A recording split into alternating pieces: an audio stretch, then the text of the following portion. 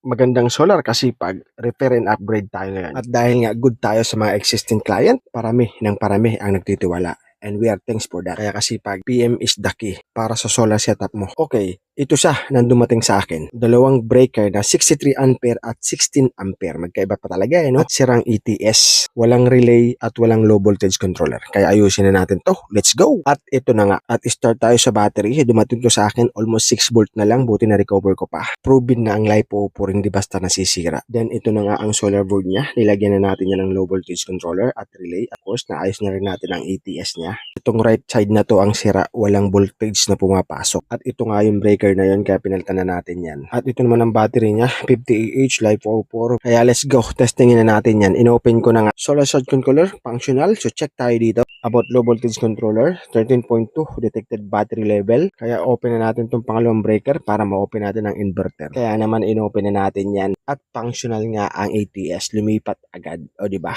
At tignan natin kung may ilaw. Ayun may kuryente. At ito ang importante. Testingin natin yung sira kanina na pinalitan natin ng breaker. Kaya off muna natin tong solar. Ayun, lumipat sa backup. So tignan natin kung may kuryente. At ayun na nga, may kuryente na. At about naman sa materials na nakikita nyo dyan, ilagay ko lang yan sa hello basket ko or nasa harapan mo na ang link. Ilagay ko na rin sa comment section para hindi ka maligaw. So, hanggang doon muna. Thank you very much.